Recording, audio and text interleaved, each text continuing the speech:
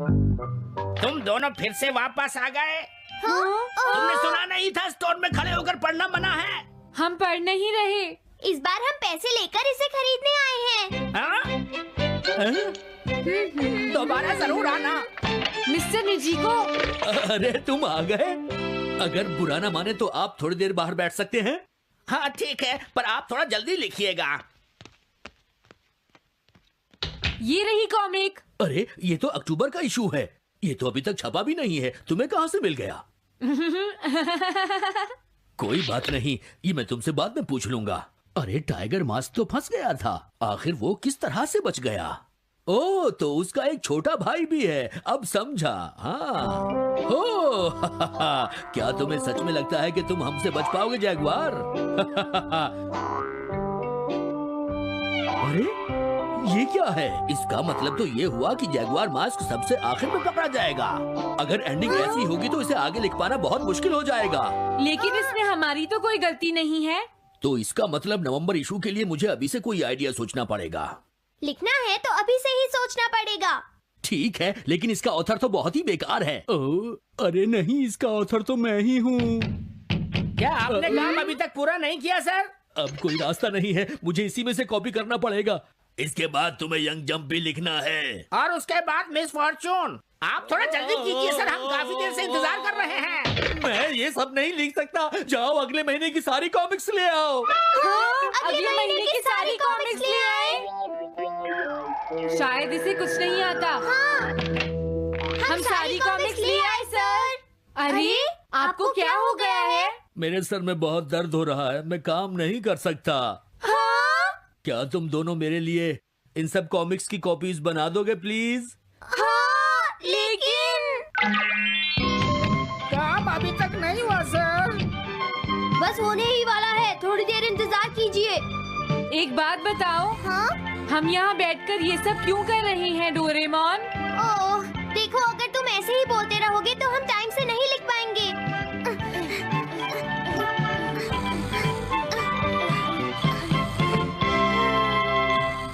Hello दोस्तों, नमस्ते। स्वागत है हमारी नई वीडियो में। मैं हूं आपका दोस्त और आज हम गहराई में उतरेंगे डोरेमोन की कुछ ऐसी मिस्ट्रीज में जो आपके दिमाग को पूरी तरह उलझा देंगी। डोरेमोन, हमारा नीला रोबोट कैट, अपने जादुई गैजेट्स, नोबिता की शरारतों और ढेर सारी मस्ती से हमेशा हमें हैरान करता है। लेकिन इस क्यूट और मजेदार शो के पीछे कुछ ऐसे सवाल छुपे हैं जो फैंस को रातों की नींद उड़ा रहे हैं। तो अपनी डिटेक्टिव टोपी तैयार करो, डोरायाकी का डब्बा साथ रखो और चलो सॉल्व करते हैं डोरेमोन मिस्ट्री पार्ट 21 के सबसे गहरे राज। पहली मिस्ट्री, डोरेमोन का फ्यूचर होम कहाँ है? डोरेमोन 21वीं सदी से आया है, ये तो हम सब जानते हैं। लेकिन सवाल ये है कि फ्यूचर में उसका असली घर आखिर है कहाँ? हमने उसे नोबिता के घर में डेस्क के नीचे सोते देखा है, लेकिन क्या फ्यूचर में उसका अपना ठिकाना है? मंगा में हल्का सा जिक्र है कि डोरेमोन को एक रोबोट फैक्ट्री में बनाया गया था, लेकिन क्या अगर उसका घर कोई सीक्रेट हाईटेक बेस है? कुछ फैंस का थियरी है कि डोरेमोन का घर एक फ्लोटिंग स्पेस स्टेशन हो सकता है जो फ्यूचर की सिटी के ऊपर तैरता हो। याद है वो एपिसोड फ्यूचर सिटी एडवेंचर, जहां डोरेमोन फ्यूचर से कुछ सामान लाता है और पलक झपकते वापस आ जाता है? वो इतनी तेजी से कैसे ट्रैवल करता है? क्या उसका घर टाइम मशीन से डायरेक्ट कनेक्टेड है? और एक और ट्विस्ट, क्या अगर डोरेमोन का घर कोई मोबाइल पोर्टल है जो हर बार अपनी लोकेशन बदलता रहता है ताकि कोई उसे ट्रैक न कर सके? सोचो, अगर डोरेमोन का घर एक सीक्रेट हेडक्वार्टर है जहां फ्यूचर के और रोबोट्स भी रहते हैं। ये मिस्ट्री तो डोरेमोन की 4D पॉकेट जितनी ही अनलिमिटेड है। दूसरी मिस्ट्री, नोबिता की मम्मी इतनी सख्त क्यों है? नोबिता की मम्मी तामाको हमेशा उसे डांटती रहती हैं, होमवर्क न करने पर, गंदे कपड़े फेंकने पर या रात को देर तक जागने पर। लेकिन सवाल यह है कि तामाको इतनी स्ट्रिक्ट क्यों है? क्या उनके पास सिर्फ मम्मी होने का टैलेंट है या कुछ और सीक्रेट है? कुछ एपिसोड्स में, जैसे टाइम मशीन की गड़बड़ वाला, तामाको डोरेमोन के गैजेट्स को देखकर ज्यादा हैरान नहीं होती, वो बस नोबिता को डांट कर चली जाती हैं। क्या अगर तामाको को डोरेमोन के मिशन के बारे में कुछ पता है? फैंस का एक थियरी है कि शायद तामाको को फ्यूचर से कोई मैसेज मिला हो जिसमें लिखा हो कि नोबिता को सख्ती से संभालना है। और एक और सवाल, तामाको डोरेमोन को कभी डांटती क्यों नहीं? चाहे डोरेमोन नोबिता के साथ कितनी भी शरारत कर ले, तामाको उस पर चिल्लाती नहीं। क्या वो जानती हैं कि डोरेमोन नोबिता का फ्यूचर गार्जियन है? या फिर क्या तामाको खुद फ्यूचर की टाइमलाइन का हिस्सा हैं, जो नोबिता को सही रास्ते पर रखने की कोशिश कर रही हैं? ये मिस्ट्री तामाको की चप्पल जितनी ही शार्प और सख्त है। तीसरी मिस्ट्री, शिजुका की हॉबीज का सीक्रेट। शिजुका को हम पियानो बजाते, किताबें पढ़ते और बाथटब में गुनगुनाते देखते हैं। वो इतनी परफेक्ट है कि हर कोई उसका फैन है।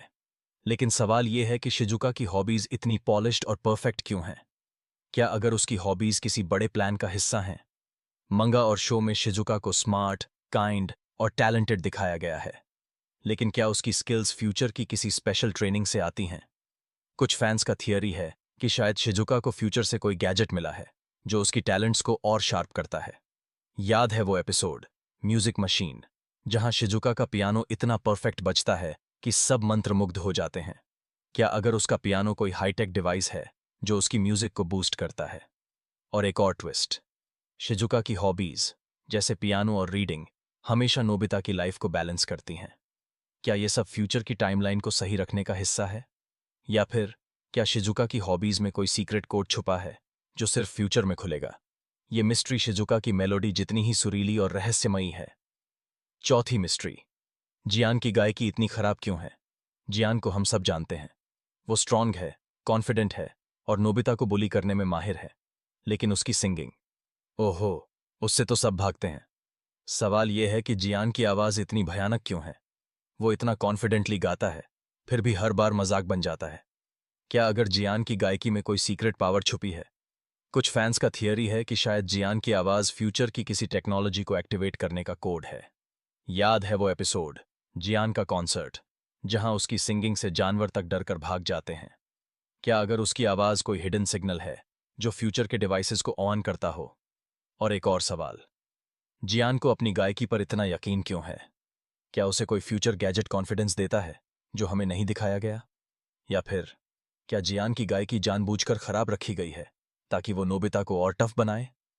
ये मिस्ट्री जियान के गाने जितनी ही लाउड और कंफ्यूजिंग है। पांचवीं मिस्ट्री, शिवाशी का असली मकसद। शिवाशी, नोबिता का पोता, वो शख्स है जिसने डोरेमोन को पास्ट में भेजा। मंगा में बताया गया कि शिवाशी चाहता था कि नोबिता की लाइफ सुधरे ताकि फ्यूचर बेहतर हो। लेकिन सवाल यह है कि शिवाशी का असली मोटिव क्या था? क्या वो सिर्फ अपने दादाजी की हेल्प करना चाहता था या उसका कोई बड़ा प्लान था? कुछ फैंस का थियरी है कि शिवाशी फ्यूचर में किसी बड़े क्राइसिस को रोकना चाहता है जो नोबिता की गलतियों की वजह से हो सकता है। याद है वो एपिसोड शिवाशी का मैसेज, जहां शिवाशी डोरेमोन को सख्त इंस्ट्रक्शंस देता है? क्या वो सिर्फ नोबिता की लाइफ फिक्स करने के लिए था या फ्यूचर की पूरी टाइमलाइन को बचाने के लिए? और एक और ट्विस्ट, शिवाशी इतना छोटा होने के बावजूद इतना स्मार्ट कैसे है? क्या उसे भी कोई फ्यूचर रोबोट जैसे डोरेमोन गाइड करता है? या फिर क्या शिवाशी खुद फ्यूचर का कोई सीक्रेट लीडर है? ये मिस्ट्री शिवाशी की प्लानिंग जितनी ही smart disconnect. Who would win in a race, the fastest man in the world or the fastest robot in the world? Go! We are testing the most advanced robots ever made against the most elite humans. Like the world's best driver against an AI robot who can push a race car past the laws of physics. Or the best human athletes against robots who could literally replace them. To find out, are the days of the human species numbered? The answer may surprise you. All starting with the strongest man in the world versus this mech. That's massive. This robot is 50 times stronger than the average human could ever dream of being, leaving us and the fate of humanity all in the willpower of this one man. He is going to be going head to head against this giant robot mech. The challenge is simple. You'll have to flip these 3 cars and pull that. Who would win in a race, the fastest man in the world or the fastest robot in the world? Go! we are testing the most advanced robots ever made against the most elite humans. Like the world's best driver against an AI robot who can push a race car past the laws of physics. Or the best human athletes against robots who could literally replace them. To find out, are the days of the human species numbered? The answer may surprise you. All starting with the strongest man in the world versus this mech. That's massive. This robot is 50 times stronger than the average human could ever dream of being, leaving us and the fate of humanity all in the willpower of this one man. He is going to be going head to head against this giant robot mech. The challenge is simple. You'll have to flip these 3 cars and pull that